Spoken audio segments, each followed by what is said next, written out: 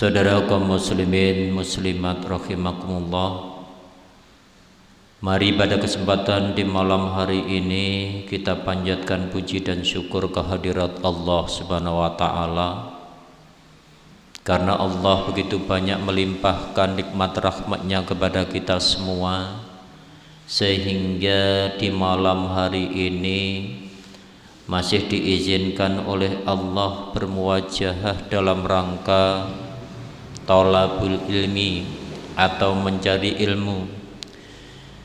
Semoga thalabul ilmi ini merupakan wasilah kita untuk mendekatkan diri kita kepada Allah Subhanahu wa taala, dan semoga menjadi kemudahan untuk masuknya kita ke dalam surga Allah. Amin ya rabbal alamin.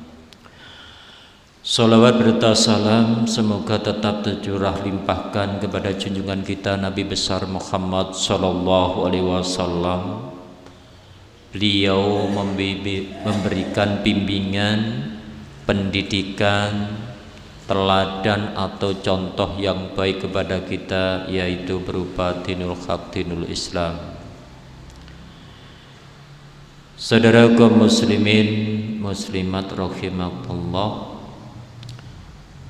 mari pada malam hari ini kita lanjutkan kembali kajian tafsir surat Al-Baqarah ayat 226.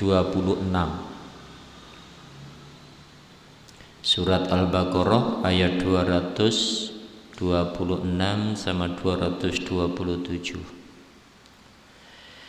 A'udzu billahi minasy syaithanir rajim.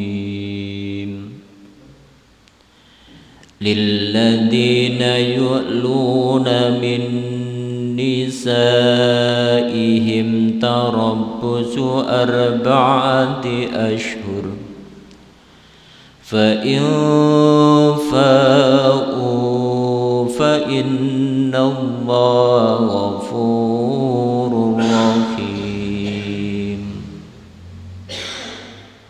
wa in 'azamu الطلاق فإن الله سميع عليم.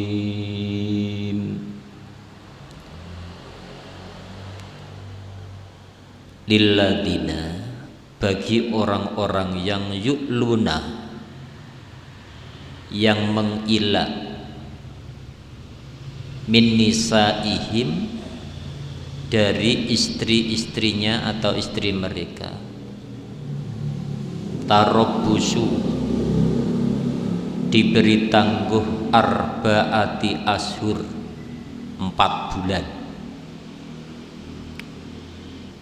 Fa in fa'u, jika mereka kembali, maksudnya kembali kepada istrinya, fa innallaha, maka sesungguhnya Allah Ghafurun, maha pengampun, Rahim, maha penyayang. Wa in azamu, dan jika mereka berazam, berazam itu bertetap hati, apa? At-talaqa, yaitu mentalak. Fa innallaha, maka sesungguhnya Allah sami'un, zat yang mendengar, alim, zat yang mengetahui.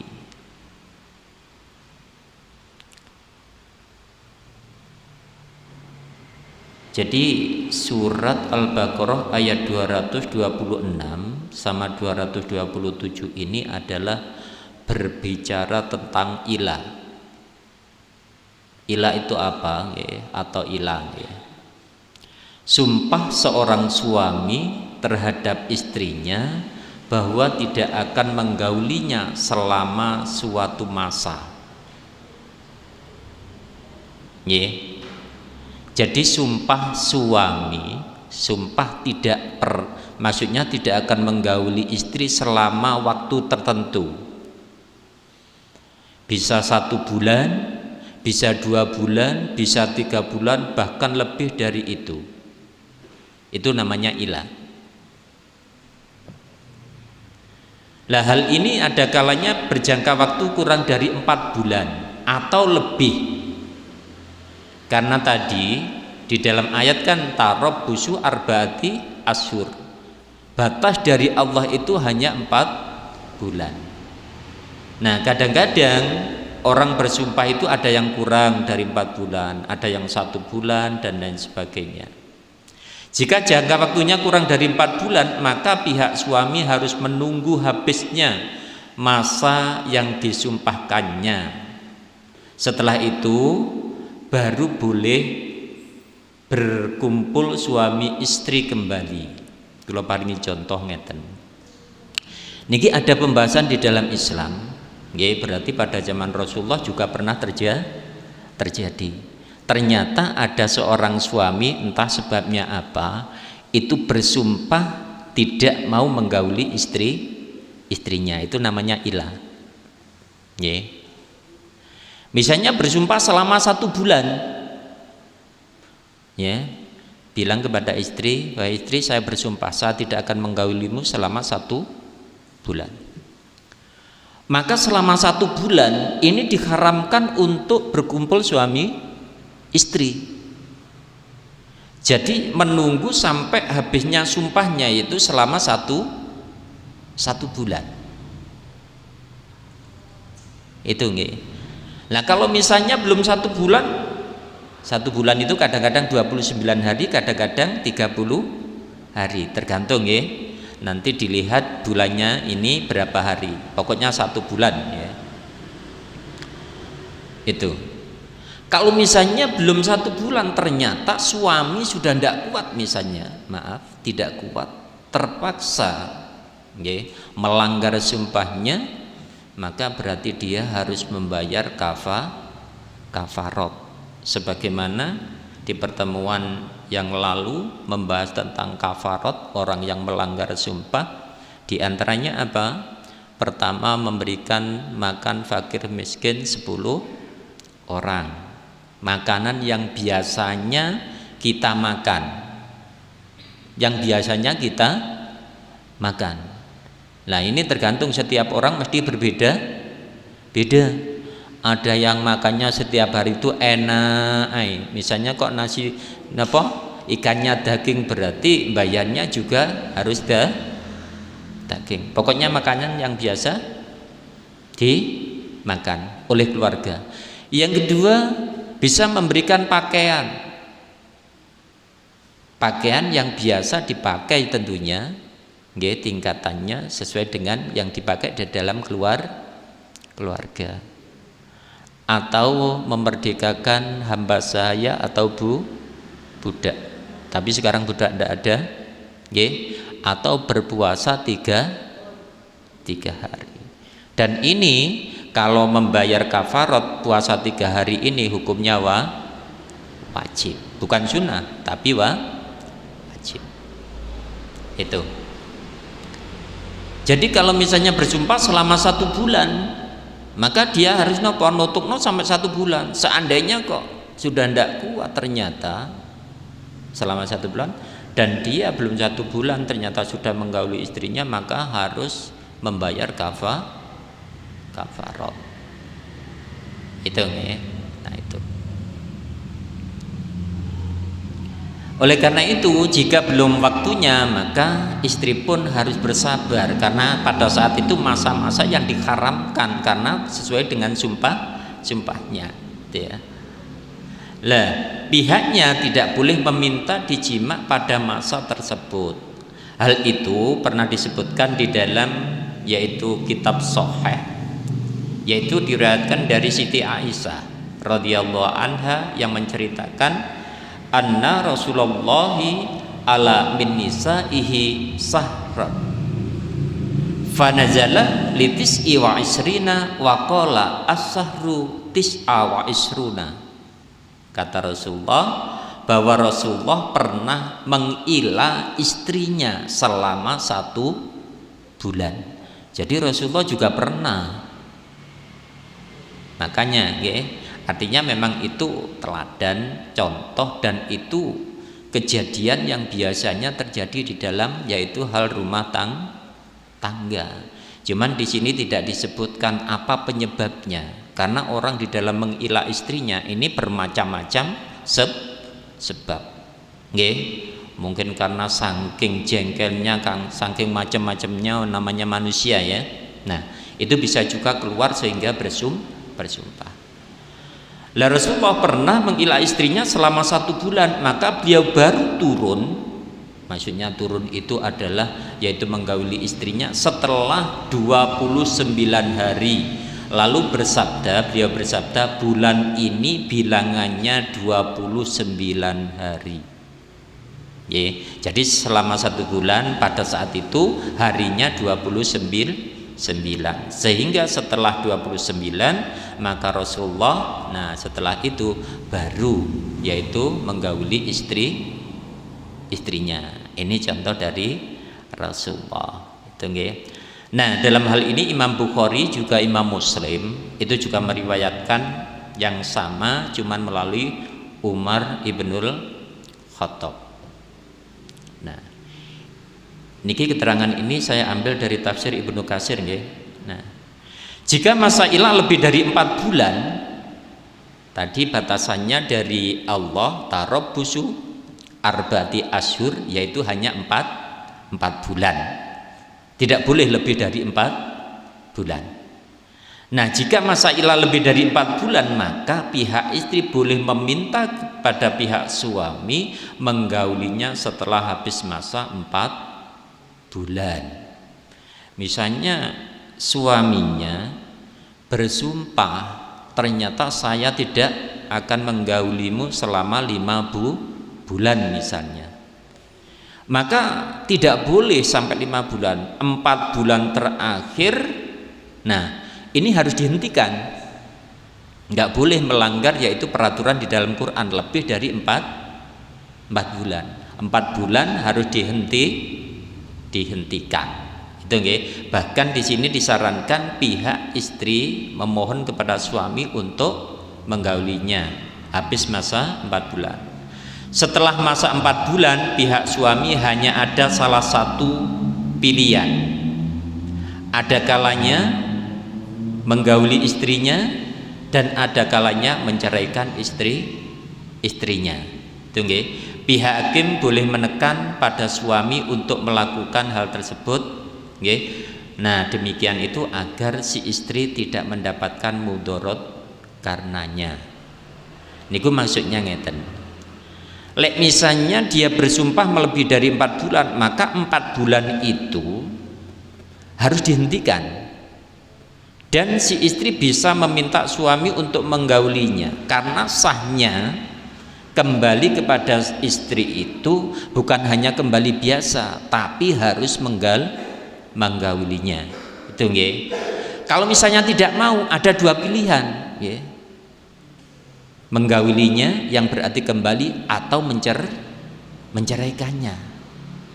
Kalau tidak mau menceraikannya, maka pihak hakim nanti yang akan mencerai. Itu nggih. Oleh karena itu hati-hati di dalam hubungan yaitu berumah tangga, jangan suka bersumpah. Dan sekarang kadang-kadang itu ada itu. Saya pernah dengar orang itu mencari ilmu, katanya ilmu nggih. Ini ya konon katanya dari orang-orang Islam. Dia itu tidak menggauli istrinya selama 6 bulan, itu syaratnya. Nah, ini kan berarti apa? Yaitu sudah tersesat, tidak boleh. Itu nggih. Makanya di dalam firman-Nya lilladzina yu'luna, kepada orang-orang yang mengilah istrinya, yang bersumpah untuk tidak menyentuhi istrinya, di dalam ayat ini terkandung pengertian menunjukkan bahwa ilah hanya khusus untuk istri, bukan untuk hamba sahaya atau budak. Ini kesepakatan para ulama. Jadi adanya hanya istri. Tarabbusu arba'ati asyhur, ditangguhkan selama 4 bulan lamanya. Pihak suami menunggu selama 4 bulan sejak ia mengucapkan sumpahnya, kemudian dihentikan lalu dituntut untuk menyetubuhi istrinya atau menceraikan. Karena itulah pada firman Allah, fa'in fa'u, kemudian jika kembali kepada istrinya. Nah, kembali ini bukan hanya kembali biasa Bapak Ibu. Kalau orang pernah mengilah istrinya, berarti kembalinya itu harus menggauli istri, tidak boleh hanya kembali biasa. Jadi fa'u ini kembali dalam arti yaitu kata sindiran, bahwa dia disuruh yaitu menggauli istrinya karena dia telah bersumpah. Lah ini menurut pendapat Ibnu Abbas. Fa innallaha ghafurur rahim, maka sesungguhnya Allah Maha Pengampun lagi Maha Penyayang. Ini karena manusia itu adalah tempatnya salah, tempatnya lupa, kadang-kadang karena emosi, karena jengkel sebentar, akhirnya yaitu mengeluarkan sumpah. Maka berhati-hati di dalam rumah tangga, terutama ini yang punya hak, ini adalah suami, ini adalah suami. Nah, kalau istri gimana? Misalnya, ada istri ketika suaminya mengajak, berhubungan, setelah itu kok istri menolak, tidak alasan yang syar'i. Alasan syar'i itu apa? Pertama, yaitu karena menstruasi atau karena nifas. Ini memang penghalang yang tidak boleh, yaitu dilanggar. Tapi kalau tidak ada alasan, tidak ada alasan, maka dijelaskan di dalam hadis Nabi, wanita seperti ini akan dilaknat oleh Allah dan malaikat sampai yaitu waktu subuh. Tunggu. Maka tidak boleh yaitu apa? Menolak. Bahkan wanita yang baik, istri yang baik itu sebenarnya ibadah yang terbaik adalah menawarkan kepada suami. Tunggu. Itu namanya yaitu apa? Keluarga sakinah mawaddah warahmah. Itu nggih. Jadi bukan dibesarkan egonya. Nggih. Atau kalau mungkin karena payah, itu bisa berkata dengan cara yang baik. Nah, yang penting antara keduanya ini saling pengertian. Itu nggih. Karena kadangkala yaitu apa? Kerusakan seorang laki-laki itu kadang-kadang bukan murni karena laki-laki itu sendiri. Kadangkala apa? Berangkat dari rumah, yang mana istri kadang-kadang ini bukan tabu loh, ini pembahasan memang di dalam Quran. Kalau misalnya istri ini diajak kok sering tidak mau, namanya laki-laki itu kalau tasik sehat itu biasanya kan berontak. Ini kalau tidak punya keimanan yang kuat, akhirnya kata kasarnya jajan di luar. Nah, ini akibatnya. Oleh karena itu suami istri ini harus benar-benar apa nggih? Artinya memang ada saling pengertian agar terjaga jangan sampai suami ataupun istri ini melakukan yang fasik, perbuatan yang keji, apalagi zina. Maka kata Allah, wala taqrabuz zina. Jangan pernah mendekati zina. Mendekati saja tidak boleh. Apalagi yaitu berzinanya. Lah mendekati zina itu apa? Di antaranya misalnya ada suami memuji wanita lain. Apa maneh ala muji nek ngarepe istri. Tentu ini kan akan menyakitkan yaitu sang istri. Atau sebaliknya, ada istri memuji suami orang lain atau laki-laki lain. Ini salah satu yaitu pendekat zina. Dan banyak Bapak Ibu nggih, termasuk perbuatan yang bisa mendekati zina. Termasuk kalau sekarang di medsos. Nah, ini banyak sekali perilaku perbuatan yang mengarahkan orang ini berperilaku zina.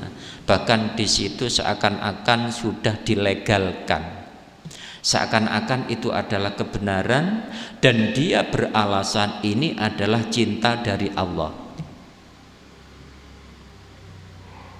Tunggu, kalau cintanya benar, setiap manusia memang punya cinta, tapi arahnya ini yang salah. Tapi sekarang di medsos itu sudah seakan-akan dilegalkan, seakan-akan menjadi kebanggaan, padahal perbuatan maksiat. Oleh karena itu berhati-hati, jangan sampai kita mendekati perbuatan zina. Maka kembali kepada rumah tangga, mari kita saling pengertian, saling mengisi, mengisi kekurangan, jangan saling melengkapi. Bukankah suami istri itu merupakan istri pakaian bagi suami dan suami pakaian bagi istri, atau bisa dikatakan sebagai selimut. Artinya apa? Saling membutuhkan. Itu suami istri. Kalau misalnya ada hal tertentu yang perlu dimusyawarahkan, maka segera dimusyawarahkan. Dan kalau seandainya tidak bisa, maka itu perlu ada orang ketiga, yaitu yang artinya menimbang, mengadili dan membenarkan. Kalau memang tidak bisa, tapi kalau bisa, maka suami istri harus mampu, yaitu apa? Menyelesaikan segala masalah yang dihadapinya. Toh misalnya kalau bertengkar, itu tetap menjadi suami istri. Oleh karena itu kembali lagi, fa innallaha ghafurur rahim. Kalau seandainya manusia mengalami kesalahan, maka Allah akan mengampuni lagi penyayang selama orang itu tetap artinya bertobat kepada Allah dengan benar. Fa in fa'u fa innallaha ghafurur rahim. Ini diulang ya. Kemudian jika mereka kembali kepada istrinya, maka sungguhnya Allah Maha Pengampun lagi Maha Penyayang. Ini cuma pembahasan lain. Di dalam ayat ini terkandung dalil yang menjadi pegangan salah satu di antara dua pendapat yang ada di kalangan ulama. Ini pendapatnya ulama ya. Termasuk kaul qadim dari Imam Syafi'i. Kaul qadim itu kaul yang terdahulu atau yang paling awal. Bahwa orang yang bersumpah ilah apabila kembali kepada istrinya sesudah 4 bulan tidak ada kafarat atas dirinya. Hal ini diperkuat oleh hadis yang terdahulu mengenai ayat ini yang diriwayatkan oleh Ammar ibnu Su'aib dari ayahnya dari kakaknya. Niki, man halafa ala yamini faro'a ghairaha khairan minha fatazakkuha kafaratuha. Barang siapa yang bersumpah atas sesuatu lalu ia melihat bahwa selainnya lebih baik daripadanya, maka kafaratnya ialah meninggalkan sumpahnya itu. Ini pendapatnya Imam Syafi'i yang terdahulu. Nah, hal ini sama diriwayatkan pula oleh Imam Ahmad, Imam Abu Dawud dan Imam Turmudi, sama ini. Akan tetapi pendapat jumhur ulama dengan kaul jadid Imam Syafi'i, kaul yang terbaru, hukum yang terbaru dari Imam Syafi'i, yang mengatakan bahwa si suami dikenakan kafarat mengingat keutamaan makna wajib membayar kafarat bagi setiap orang yang bersumpah lalu melanggar sumpahnya sebagaimana yang dijelaskan oleh hadis yang terdahulu. Ini sama nggih. Jadi ngeten. Menurut pendapatnya Imam Syafi'i yang pertama, ini ada kafarat, yang tidak ada kafarat, yang kedua ada kafarat. Tadi sudah nggih, kafarat itu memberikan makan atau pakaian 10 fakir miskin, terus membersihkan hamba sahaya, atau yaitu puasa 3 hari. Nah, ini permasalahannya. Kalau misalnya dia bersumpah tadi nggih, batasnya dari Allah 4 bulan. Kalau misalnya dia bersumpah sampai 5 bulan, ternyata di 4 bulan kan harus dihentikan. Nah, maka ketika dihentikan, dia harus menggauli istrinya, maka dia harus membayar kafarot. Tetap ada kafarotnya. Ini kaul yang terbaru, hukum yang terbaru yang diakui oleh jumhur ulama. Itu nggih. Fa in azamu tolako, maka jika mereka bertetap hati untuk talak, disuruh menggauli setelah 4 bulan ternyata tidak mau, dia bersikeras jek mangkel, barangkali nggih tetap mentalak. Nah, di dalam kalimat ini terkandung pengertian yang menunjukkan bahwa tidak ada jatuh hanya dengan lewat masa 4 bulan. Maksudnya ngeten, meskipun jatuh talak dalam 4 bulan, enggak kok ujuk-ujuk jatuh talak, tidak. Tapi laki-laki suruh menggauli tidak mau, maka disuruh milih. Mentalak berarti dia harus menjatuhkan talak. Dan talak ini yaitu talak raj'i. Talak raj'i itu talak 1, talak 2 itu raj'i. Maksudnya raj'i itu masih bisa kembali. Misalnya kalau paringi contoh nggih. Jenengan iki mudeng ta mboten sing kula omongno niki? Mudeng nggih? Lek mboten mudeng sampean tanglet. Misalnya talak raj'i, talak 1 misalnya. Ada seorang suami mentalak, yang berhak mentalak itu hanya suami, istri ndak ono. Tak talak kamu misalnya istri ndak punya hak, yang punya hak adalah yaitu suami. Tapi meskipun demikian, meskipun punya hak talak, jangan gampang-gampang menalak. Talak itu memang dihalalkan tapi dibenci Allah. Halal tapi dibenci. Jadi talak itu berarti penyelesaian yang terakhir bila mana kedua belah pihak ini memang tidak bisa disambungkan. Kalau seandainya masih bisa dimusyawarahkan, disambungkan, gimana cara baiknya, kalau bisa disambungkan. Ini dari pihak terutama pendukung-pendukung di sekitarnya, bisa orang tua, bisa saudara dan lain sebagainya. Jangan suka ngompori. Jangan suka ngompori, misalnya ada saudaranya mau cerai, tidak diambil hikmahnya, tapi biasanya yang diambil adalah kesalahan-kesalahan dan lain sebagainya, sehingga dia ngompori supaya tetap bercerai. Jangan. Kalau bisa masih bisa disambung, dimusyawarahkan, monggo disambung. Tapi kalau terpaksa tidak bisa dan memang itu yang harus dilakukan, itu berarti sudah menjadi ketetapan Allah. Kan ada nggih perkara yang memang tidak bisa, keduanya tidak bisa sambungkan. Berarti memang harus cerai. Itulah sudah menjadi takdir Allah. Yang penting kita harus berusaha senantiasa menyambung. Nah, ternyata setelah talak raj'i, ini kan ada masa iddah. Masa iddah itu masa nunggu. Nanti ini sebenarnya nggih, nanti pada ayat 228 nanti tentang iddah nggih. Jadi iddahnya itu selama 3 sucian nanti.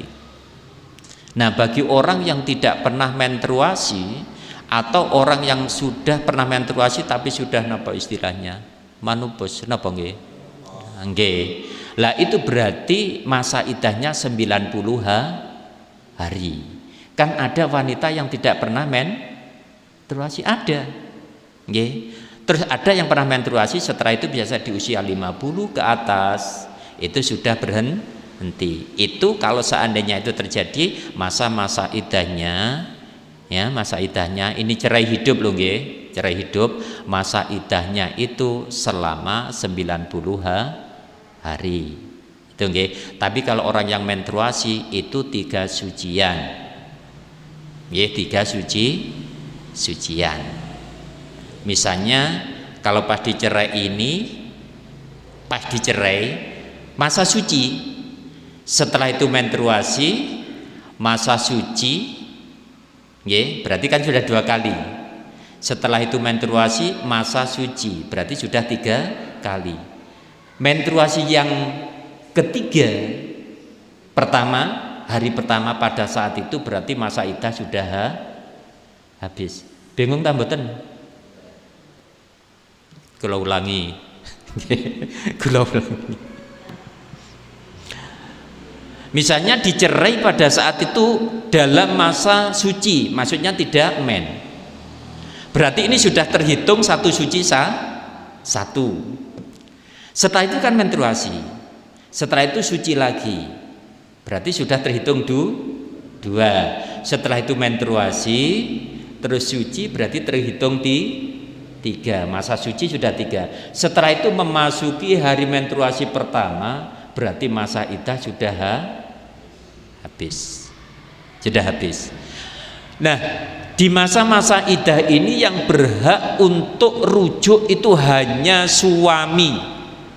Tidak boleh masa iddahnya belum habis wis napa pesen wong liya. Tidak boleh, haram. Oh, hati-hati saat niki niku begitu cerai meneh wis ana sing nunggu. Itu kan ngawur nggih. Tidak boleh di dalam Islam. Harus apa? Masa iddah, selama masa iddah ini yang berhak adalah suami. Paling boten selama 3 bulan lah. Itu yang berhak suami. Kalau seandainya suami kok selama 3 bulan tidak merujuk, lah ini sudah terserah. Berarti si istri boleh menerima orang lain. Itu nggih. Terus lagi caranya rujuk. Kalau masih masa iddah, rujuknya cukup kita mengatakan kepada istri, wahai istriku, aku kembali lagi. Itu sudah sah. Tidak perlu nikah lagi. Tapi kalau rujuknya setelah habis masa iddah, kudu nikah anyar. Paham nggih? Sak marini iddah misalnya 3 bulan gampangane nggih. Dadake kayak rujuk, Dek, aku mau balik. Kudu nikah kaya dene awal. Ngemai mas kawin. Paham nggih? Tapi lek kembalinya di masa iddah cukup mengatakan, Dek, aku balik. Sudah sah. Nggih. Kalau perlu ada saksi juga ndak apa-apa. Saksi keluarga. Itu talak raj'i. Talak raj'i itu ada 2, talak 1, talak 2. Kalau talak 3 sampai ketiga talak bain, ini sudah tidak ada masa iddahnya, tapi suami sudah tidak bisa kembali kepada istri, kecuali kalau istri setelah dinikahi orang lain cerai baru boleh dinikah kembali. Oleh karena itu pada zaman dulu saya masih ingat, ini hukum ini dibuat permainan oleh orang-orang. Karena talak bain sudah mentalak ketiga. Niki biasae seorang laki-laki sing lambene gampang nalak. Hati-hati nggih, jangan suka menalak. Sampai ono perkara didik nalak, perkara didik nalak. Nggih ndelenyeh helen lah nalak koyok jajanan nok pasar. Nah, setelah ketiga ini kan talak bain, talak besar. Maka suami tidak bisa kembali. Nah, setelah masa iddah, nah, yang berhak menikahi orang lain. Kalau sudah dinikah orang lain ternyata cerai, boleh suami kembali kalau mau. Istri kalau mau, nolak boleh, ndak apa-apa. Mergo wis kapok. Nggih. Biasa lek ditalak ping 3 kan kapok. Dulu itu di akal begini, saya pernah nggih di desa saya itu ada satu cerita. Cerita ini juga lucu. Dia sudah mentalak 3 kali. Maka menurut hukum Islam dia harus dinikah orang lain. Akhirnya dia beli orang, nikahnya dibiayai, segalanya dibiayai. Tujuannya nanti setelah nikah cerai. Ternyata setelah nikah gak gelem ninggal bapak ibu, mergo wis cocok. Nah akhirnya tukaran. Lah hukum semacam ini kan tidak boleh, itu jenenge ngakali. Koncone umpamane nikahan bojoku, engko mari cerai. Tapi tak biayani sembarangnya tak mei. Baru mari nikah tak cocok pun boten purun balik no tukaran. Lah sebenarnya yang lebih sah adalah yang menikah ini memang tidak boleh dikembalikan aslinya. Nggih. Selama cocok ya diteruskan. Aslinya hukum semacam itu di otak-atik itu namanya hukum yang haram, tidak boleh. Nggih. Jadi berjalannya itu memang harus alami. Kalau misalnya sudah dinikah orang lain ternyata tidak ada kecocokan, setelah itu kok cerai, maka boleh suami yang lama kembali. Itu toh kalau memang istri ini memang mau. Dene mboten purun ditolak nggih mboten napa. Niku lho nggih. Lah itu namanya talak bain. Oleh karena itu hati-hati Bapak Ibu urusan rumah tangga, karena nanti kalau sudah menalak 3 kali alamat kehilangan istri. Bukan hanya istri, yang jadi korban adalah anak. Yang jadi korban itu anak, eman-eman. Oleh karena itu jangan pernah mengikuti hawa nafsu. Itu nggih. Lah kemudian dikatakan bahwa si istri tertalak dengan lewat masa ilak 4 bulan dengan status talak roj'i. Ini pendapatnya nggih. Ada yang talak roj'i, ada yang talak talak bain dan lain sebagainya. Ini pendapatan ulama. Akan tetapi yang benar tadi kembali ini menurut pendapatnya Imam Syafi'i, nggih. Pendapat yang dikatakan oleh jumhur ulama mutaakhirin mengatakan bahwa pihak suami dihentikan lalu dituntut untuk kembali kepada istrinya atau menceraikannya. Tiada suatu talak pun yang jatuh atas dirinya istri. Artinya enak. Tidak hanya lewat 4 bulan itu jatuh talak, tidak. Tapi memang setelah 4 bulan kok tidak mau menggaulinya, maka dia disuruh mentalak istrinya. Itu nggih. Lah Imam Malik meriwayatkan dari Nafi, dari Abdullah ibnu Umar yang mengatakan apabila seorang lelaki mengilak istrinya maka talaknya tidak ada yang jatuh sekalipun telah berlalu masa 4 bulan, melainkan pihak suami dihentikan lalu dituntut untuk kembali kepada istri dan menceraikannya. Demikian menurut riwayat yang diketengahkan oleh Imam Bukhari. Jadi misalnya lewat 4 bulan itu enggak ujuk-ujuk jatuh talak, tapi harus sang suami memang mentalak. Itu nggih. Kalau sudah mentalak, nah berarti di situ sudah cerai. Tapi itu masih talak roj'i, bisa kembali. Talak roj'i itu ada 2 kali jatai. 1, 2. Lalek wis ketiga niku namanya talak bain. Berarti lek wis ketiga alamat kehilangan istri tidak boleh kembali tadi nggih, kecuali sang istri sudah dinikah orang lain dan cerai baru boleh kembali. Tapi niku longko Bapak Ibu nggih. Biasa lek wis ketiga kalinya sang istri niki pun jera. Nggih, mpun jera, mpun wedi, biasanya lek dijak malih rujuk kembali itu biasanya tidak mau. Kenapa? Tidak merasa aman. Itu nggih. La Imam Syafi'i rahimakumullah mengatakan telah menceritakan kepada kami Sufyan. Ini salah satu pendukungnya nggih, Uyainah dari Yahya ibnu Sa'id dari Sulaiman. Ibnu Yasar mengatakan aku telah menjumpai belasan orang sahabat Nabi. Niki nggih ceritanya. Semua berpendapat bahwa laki-laki yang bersumpah ilah dihentikan.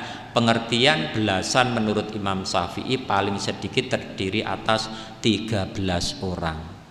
Jadi para sahabat ini ditemui sampai 13 orang lebih mengatakan jadi kalau lewat 4 bulan itu bukan jatuh talak, tapi memang disuruh memilih suami itu antara menggauli atau menceraikan. Ini pendapatnya yaitu Imam Syafi'i. Banyak ini nggih. Terus Ibnu Jarir telah menceritakan kepada kami Ibnu Abu Maryam telah menceritakan kepada kami Yahya ibnu Ayyub dari Ubaidillah bin Umar ibnu Umar dari Suhail ibnu Abu Soleh dari ayahnya yang menceritakan bahwa ia pernah bertanya pada 12 laki-laki sahabat, ini pendukungnya nggih, tentang masalah seorang laki-laki yang mengucapkan sumpah ilah terhadap istrinya. Mereka mengatakan bahwa suami tidak dikenakan apapun sebelum lewat masa 4 bulan. Setelah itu si suami dihentikan dipaksa memilih salah satu di antara kedua alternatif. Sama nggih niki? Berarti itulah pendapat yang benar. Artinya dengan lewatnya yaitu apa? 4 bulan bukan berarti jatuh yaitu talak, tapi disuruh memilih.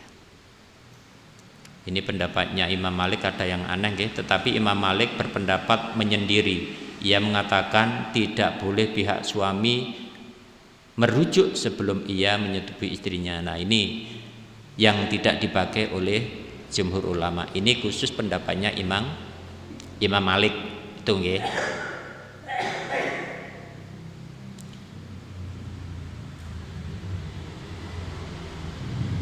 Oleh karena itu ini ada sebuah apa? Ini Umar bertanya kepada anaknya, ada perempuan yang bernama Siti Hafsah. Berapa lamakah seorang wanita bertahan ditinggal suaminya? Siti Hafsah menjawab 6 atau 4 bulan. Ini nggih. Oleh karena itu dulu itu ketika membahas sebuah napa fikih, itu memang ada pertanyaan-pertanyaan seorang ahli fikih kepada misalnya seorang wanita, berapa kuat misalnya ditinggal. Ini hubungannya bukan apa-apa. Kalau sekarang kan hanya kerja. Tapi kalau zaman Rasulullah itu kan ada perang. Kadang perang itu berbulan-bulan. Oleh karena itu dengan penyelidikan semacam itu akhirnya Umar ketika menjadi pemimpin itu memutuskan. Jadi orang itu ketika berangkat perang tidak boleh lebih dari 4 bulan. Setelah 4 bulan, belum 4 bulan harus pulang, diganti dengan yang lain. Masalahnya apa? Kalau istri ini ditinggal terlalu lama, ini juga tidak kuat. Nah, itulah sehingga ahli fikih apa menyelidiki sampai di situ, nggak boleh. Apalagi kalau sekarang misalnya kerja di luar negeri, ini harus berhati-hati Bapak Ibu. Misalnya yang laki-laki kerja di Amerika, di Malaysia. Ini harus benar-benar kalau memang sudah menjadi kesepakatan antara suami istri, jangan pernah diingkari. Karena kan kadang-kadang di tengah jalan nanti ada penggoda-penggoda yang saat itu memang benar-benar membutuhkan, hati-hati. Oleh karena itu kata Nabi, kalau bisa mencari nafkah itu adalah pada daerahnya dan bisa pulang setiap hari. Itu lebih rumah tangga bisa harmonis, artinya bisa sakinah mawaddah warahmah. Kalau misalnya ditinggal berbulan-bulan bahkan bertahun-tahun, kalau di luar negeri minimal 2 tahun. Sampeyan bayangkan 2 tahun itu tidak sedikit. Kecuali kalau istrinya misalnya diajak misalnya pindah tidak apa-apa. Kalau bisa. Tapi kalau sudah menjadi kesepakatan suami istri monggo. Yang penting memang harus dijaga keimanan. Antara suaminya juga begitu, ketika di luar negeri jangan gampang-gampang mencari yang lain, karena memang sudah lama tidak berkumpul suami istri. Begitu pula yang istri di rumah juga begitu. Maka harus benar-benar kuat dan keimanannya harus benar-benar teruji. Kalau tidak kuat, jangan suruh suami yaitu untuk pergi atau kerja di luar negeri. Masalahnya itu ada hubungannya dengan yaitu apa? Masalah rumah tangga kita. Tuh nggih. Oleh karena itu kembali kepada hukum ilah nggih. Jadi sudah jelas nggih untuk hukum ilah. Jadi bersumpah. Ini adalah pengetahuan dari Islam. Barangkali dengan menjumpai orang yang demikian, maka sampean bisa menjelaskan pada orang tersebut bahwa hukumnya itu kayak apa, konsekuensinya kayak apa, nah itu. Terus jangan pernah sekali-kali bersumpah, kalau bisa tidak bersumpah, kalau perlu itu dihindari supaya kita tidak terkena hukum. Itu saya kira cukup itu nggih untuk kajian hari ini, dan insya Allah nanti nggih untuk Sabtu nggih 2 pekan yang akan datang itu mengenai yaitu cerai nggih, insya Allah membahas masalah cerai. Saya kira cukup, semoga bermanfaat. Marilah kita akhiri dengan bacaan alhamdulillah bersama. Alhamdulillahirabbil alamin. Wassalamualaikum warahmatullahi wabarakatuh.